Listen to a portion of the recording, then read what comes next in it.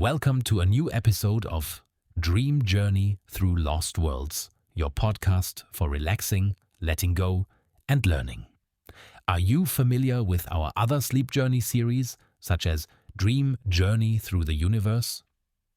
Today, we embark on a unique journey to a place where time seems to have stopped, where nature and human history intertwine in ways both haunting and beautiful. We travel to Pripyat, a city that once thrived with life, energy and dreams, but now stands silent as a testament to both human ambition and the resilience of the natural world. Close your eyes now if you haven't already. Take a deep breath in through your nose, hold it for a moment and release it slowly through your mouth. Feel your body settling into a comfortable position. With each breath, you become more relaxed, more open to this journey through time and space. Pripyat. The name itself carries weight, a story written in silence. Located in northern Ukraine, just 3 kilometers from the Chernobyl nuclear power plant, this city was founded on February 4th, 1970. It was built with a singular purpose: to house the workers of the nuclear power plant and their families.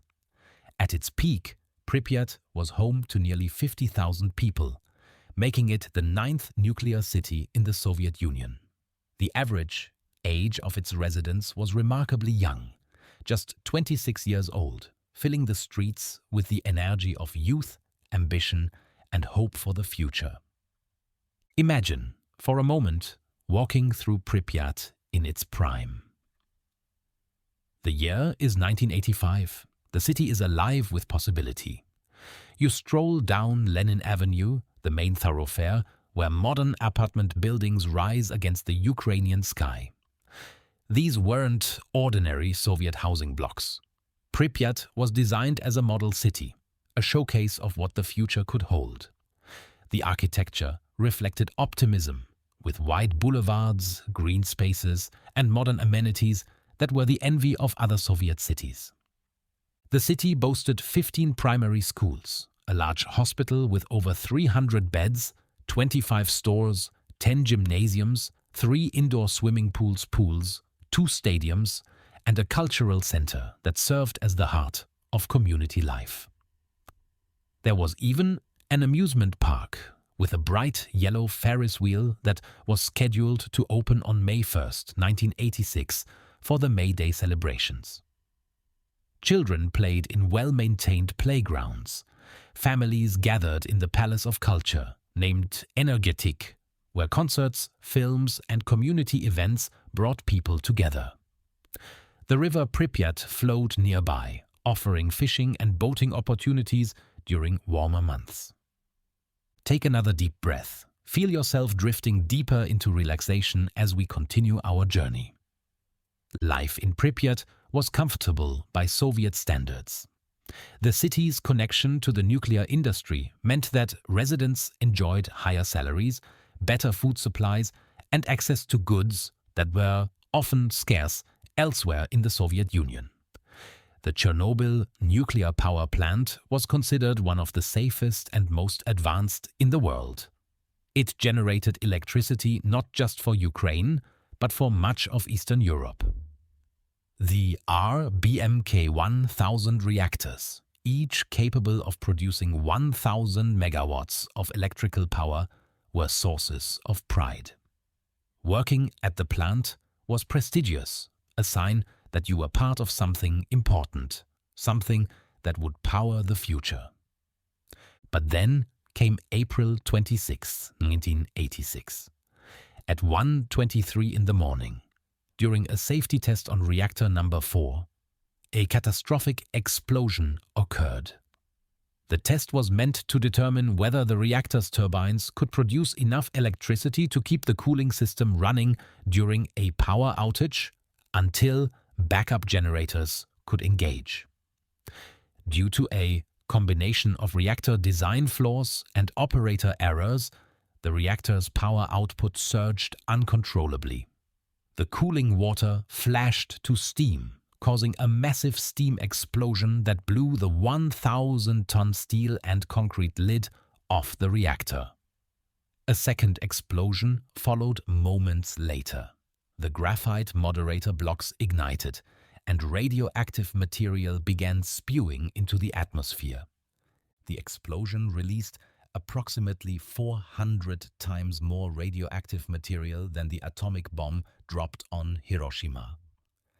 Isotopes, including iodine-131, cesium-137, strontium-90, and plutonium, were carried by the wind across Europe and beyond. The immediate explosion killed 2 plant workers, while 28 more died within weeks from acute radiation syndrome. But the true toll would be measured across decades and across vast distances. In Pripyat, 3 kilometers away, residents slept through the initial disaster. When they woke on the morning of April 26th, most had no idea what had happened. Some noticed the power plant was lit up unusually bright during the night. Others saw the blue glow of ionizing radiation, a phenomenon known as Cherenkov radiation, though they didn't understand what they were witnessing. The authorities initially kept silent, not wanting to cause panic. Children went to school. People went to work. Life continued with an eerie normalcy even as radiation levels climbed. Let your breathing slow now, in and out. Imagine the weight of not knowing, the strange calm before understanding dawns. By afternoon, some residents felt inexplicably ill. Headaches, nausea, a metallic taste in their mouths. The firefighters who had responded to the blaze at the reactor were suffering terribly, their skin reddening and blistering from radiation burns. Still, the official announcement was delayed. Finally, on April 27th at 2 p.m., more than 36 hours after the explosion, the evacuation order came. Residents were told to pack light, that they would return in 3 days. They were instructed to bring only documents, essential items, and a bit of food. Most left their belongings behind, expecting to come home. 1,100 buses arrived from Kiev, forming a convoy that stretched for miles. Within 3 hours, all 49,360 residents of Pripyat were evacuated. They left behind their homes, their possessions, their pets, and their lives as they knew them. The evacuation zone was initially set at 30 kilometers, though some areas with high radiation levels extended far beyond this. The residents were scattered to different cities and towns across the Soviet Union. They never returned to live in Pripyat again. Breathe deeply. Feel the sadness of that departure, but also feel it flowing through you and away from you, like water in a stream. What was left behind became frozen in time. The amusement park, which never officially opened, still stands with its Ferris wheel and bumper cars rusting in place. Schools remain filled with textbooks opened to the lessons that were never finished. Gas masks scattered across floors from the hurried evacuation drills of the Cold War era. The hospital where many first responders were treated still contains their contaminated clothing in the basement, too radioactive to safely remove. Apartments retain the personal effects of families, photographs on walls, dishes in cupboards, toys in children's rooms. The swimming pool in the Azure building, remarkably, continued to be used by cleanup workers and plant employees until 1998, more than a decade after the disaster, making it one of the last facilities to remain operational in the exclusion zone. The Palace of Culture, Energetik, stands with its grand auditorium empty, the stage where performances once delighted audiences now silent. The cinema, which showed both Soviet films and occasionally Western movies, has had its seats deteriorate and its projection equipment left to decay. The supermarket's shelves remain, though any food items have long since decomposed or been removed due to contamination. Now, here is where our story takes a remarkable turn. In the absence of humans, nature began its own journey of reclamation. The exclusion zone, covering approximately 2,600 square kilometers, has become an unexpected wildlife sanctuary. Without human hunting, development, or agriculture, animal populations have flourished in ways that scientists initially thought impossible. Let yourself feel lighter now as we explore this rebirth. Nature's resilience is profound, offering hope even in devastation. The Przewalski's horse, an endangered species once extinct in the wild, was reintroduced to the exclusion zone in 1998. These stocky, short-legged horses with upright manes now number over 200 and roam freely through abandoned villages and forests. They are the only truly wild horse species remaining in the world, never having been successfully domesticated. Watching them gallop through streets once filled with cars and pedestrians is witnessing evolution and adaptation in real time. Brown bears, absent from the region for over a century, have returned. European lynx, grey wolves and moose populate the forests that have grown denser and wilder. The wolf population in the exclusion zone is now approximately 7 times higher than in nearby uncontaminated nature reserves. Wolves have been observed denning in abandoned buildings, adapting to this strange hybrid environment. Bird populations, including endangered white-tailed eagles and black storks, have soared. The wetlands and marshes, no longer drained for agriculture, provide perfect habitat for waterfowl. Even more surprising are the larger mammals. European bison, or wisent, the continent's largest land animal, were introduced in 2019. These massive creatures, which can weigh up to 1,000 kilograms, now number over 30 individuals. Wild boar are abundant, their population perhaps too successful, leading to concerns about potential radiation transfer through the food chain, though the animals themselves appear healthy and reproductive. The radiation, of course, remains.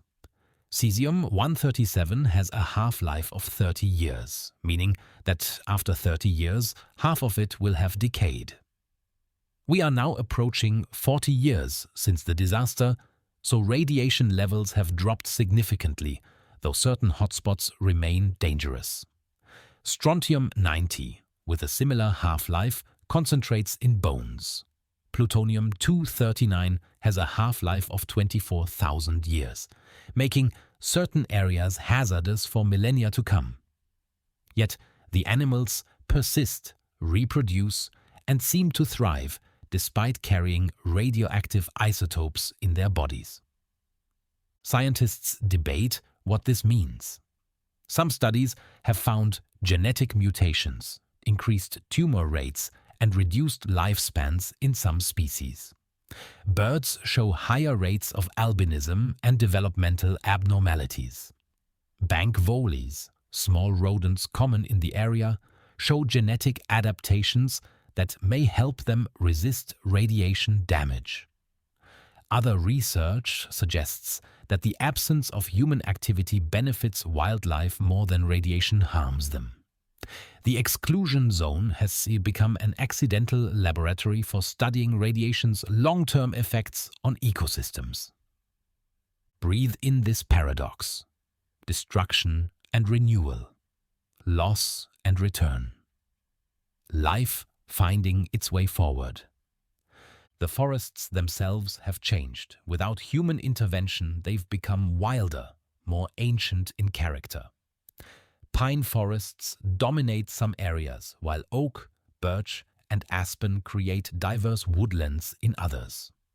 After the disaster, many trees turned reddish-brown and died, creating what was called the Red Forest. This 10-square-kilometer area near the reactor received the highest radiation doses, killing the vegetation. The dead trees were eventually buried, and the area was replanted.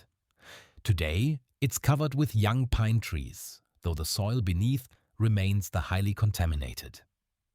One unexpected phenomenon is the slow decay rate of organic matter in highly radioactive areas. The microorganisms and fungi that typically break down fallen leaves and dead wood are affected by radiation, slowing decomposition. This creates unusual ecological conditions where leaf litter accumulates, altering soil composition and nutrient cycling. It's a reminder that ecosystems function through countless small processes, and disrupting even microbial communities has cascading effects. The city itself crumbles slowly. Soviet-era concrete, never known for longevity, deteriorates as water seeps in, freezes and expands, cracking walls and ceilings. Roofs have collapsed in many buildings. Trees grow through windows and push through floors.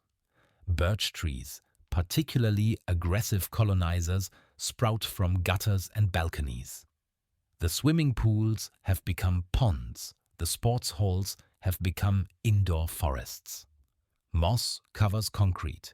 Vines climb walls. Pripyat is becoming part of the landscape rather than something imposed upon it. Take a moment to imagine this transformation. Picture a classroom where saplings now reach toward broken windows, their roots cracking the floor tiles. Visualize an apartment balcony where birds nest in the corners, wildflowers growing in what was once a planter box for herbs. See the main square, where grass pushes through pavement cracks, deer graze where families once strolled. Let this image fill you with calm. Nature is patient. Nature persists. Tourists now visit Pripyat, carefully guided and monitored, their radiation exposure limited. They walk through this frozen moment in history, taking photographs of decay and abandonment. There's something compelling about ruins, about places where human ambition met its limits. Pripyat has become a pilgrimage site for understanding both the power of nuclear energy and the consequences of its failure. It's educational, sobering, and strangely beautiful in its melancholy. The reactor itself has been entombed. The original sarcophagus, hastily constructed in 1986, was replaced in 2016 by the new safe confinement, a massive steel structure designed to last 100 years. It's one of the largest movable structures ever built, weighing 36,000 tons and standing 108 meters tall. It was constructed away from the reactor and then moved into place over the damaged building, a remarkable engineering achievement. Inside, robots and remote-controlled equipment work to dismantle the reactor and contain the radioactive materials, a process expected to take decades. The other 3 reactors at Chernobyl continued operating after the disaster. Reactor 2 was shut down in 1991 after a fire. Reactor 1 closed in 1996. Reactor 3, which shared a building with the destroyed Reactor 4, operated until December 2000, when Ukraine finally closed it under international pressure and with financial assistance for alternative energy sources. The workers who kept these reactors running showed remarkable courage and dedication, or perhaps simply needed the jobs in an economically difficult time. The human cost of Chernobyl extends far beyond the immediate deaths. Thyroid cancer rates in children spiked dramatically in Ukraine, Belarus, and Russia due to iodine-131 exposure.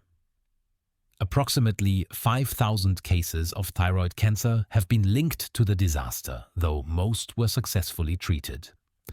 The psychological impact on evacuees and contaminated communities has been profound. Depression, anxiety, and a sense of being stigmatized. Entire communities were destroyed, not physically, but socially, as people were scattered and lost their homes and connections. Yet, there are also stories of resilience and adaptation.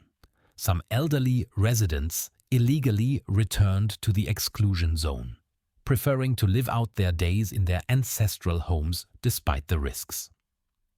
These self-settlers, or samosli tent gardens, keep livestock and live much as they did before, accepting the radiation as part of life.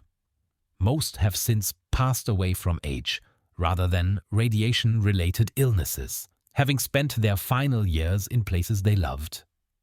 Breathe slowly now. Feel compassion for all who suffered. Feel admiration for those who endured. What can Pripyat teach us?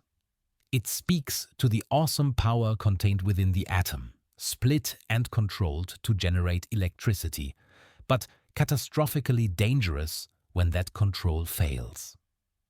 Nuclear energy provides enormous amounts of power without the carbon emissions of fossil fuels, making it attractive as we confront climate change. Yet Chernobyl, along with 3 Mile Island, Fukushima, and other incidents, reminds us that the risks are profound and long-lasting. Pripyat also demonstrates nature's remarkable ability to recover, albeit not to its original state. The exclusion zone is not pristine wilderness.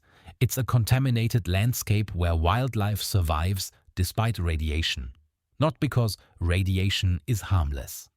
It's an ecosystem fundamentally altered by human actions, a cautionary tale wrapped in a green renaissance. Most importantly, Pripyat reminds us of our responsibility to the planet we inhabit. Earth is not an unlimited resource to be exploited without consequences. Our technologies, however advanced, can fail. Our understanding, however sophisticated, remains incomplete. The decisions we make ripple through time, affecting generations not yet born and ecosystems we may never see. As you lie here, breathing slowly and deeply, consider our place in Earth's story. We are one species among millions, yet our impact is disproportionate. We have the power to destroy or protect, to consume or conserve. The forests reclaiming Pripyat show us that Earth will continue, with or without us. But the world we leave behind depends entirely on the choices we make today. Our planet is resilient but not indestructible.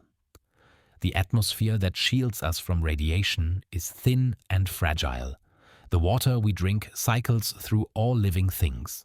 The soil that grows our food takes millennia to form and can be destroyed in a generation. Climate change, biodiversity loss, pollution, and resource depletion are all challenges that require us to act with wisdom and foresight, learning from past mistakes like Chernobyl. Protecting Earth means respecting the complex systems that sustain life. It means using energy wisely, whatever its source. It means preserving wild places, not as empty zones, but as essential ecosystems. It means understanding that we are part of nature, not separate from it, and our well-being depends on the planet's health. Let this awareness settle gently over you like a soft blanket. No anxiety, no urgency, just a quiet recognition of what matters most. Earth is our home, the only home we have ever known, the only home we can reach. Its oceans, forests, mountains, and plains are irreplaceable. The life it supports, including our own, is precious beyond measure. As we complete our journey to Pripyat, allow yourself to feel gratitude for this living planet. Gratitude for the air you breathe, the water you drink, the food you eat, the beauty you witness.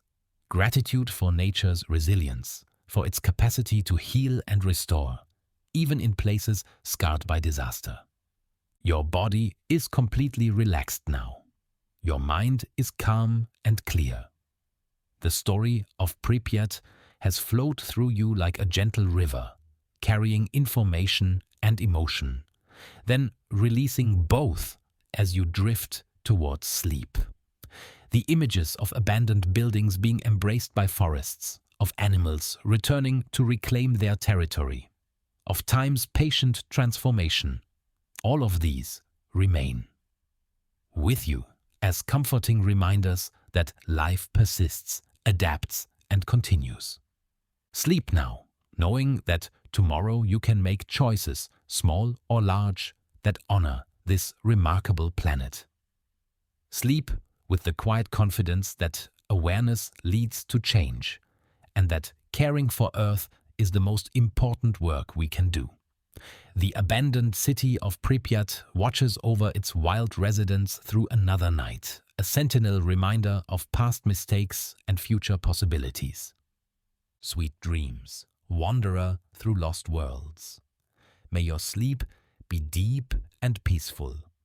May you wake refreshed and ready to cherish the world we still have time to protect.